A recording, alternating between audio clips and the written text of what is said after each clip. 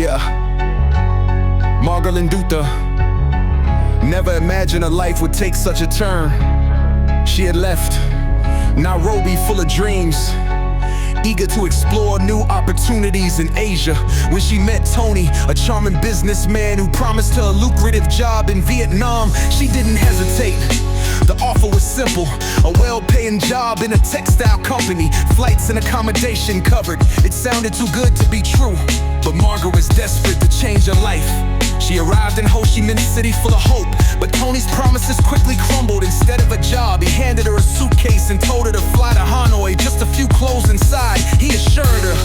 But at the airport, Margaret's world shattered. Security officers pulled her aside. The scanner had detected something unusual in her luggage. Confused, she watched as they ripped the suitcase lining apart, revealing several packets of a white powder. Her heart pounded. "It's not mine," she protested, but the officers weren't listening. The trial was swift. Vietnam had strict drug laws, and possession of narcotics carried the death penalty. Margaret pleaded for mercy, explaining that she had been tricked, but the court showed no sympathy. When the judge read the verdict, death sentence, her knees buckled, the courtroom blurred as she thought a home of a mother's warm embrace, of the dream she would never fulfill. As the prison doors closed behind her, Margaret realized the cruel truth. She was just another pawn in a game she never she was playing.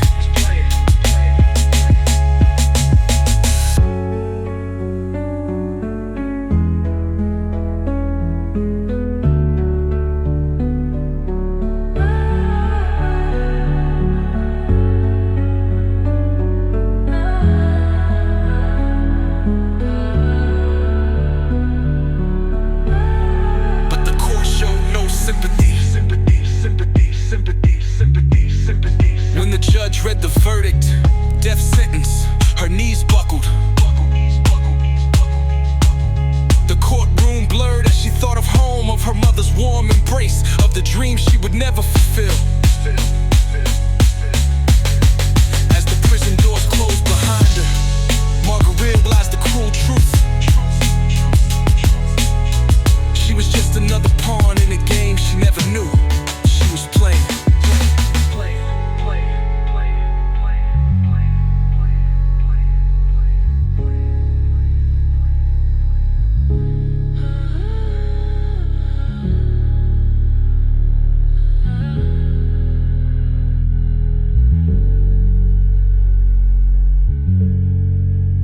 Showed no sympathy.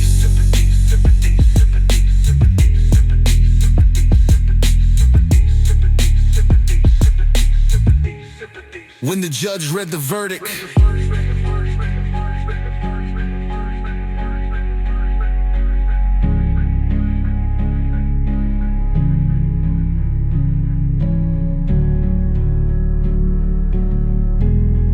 when the judge read the verdict,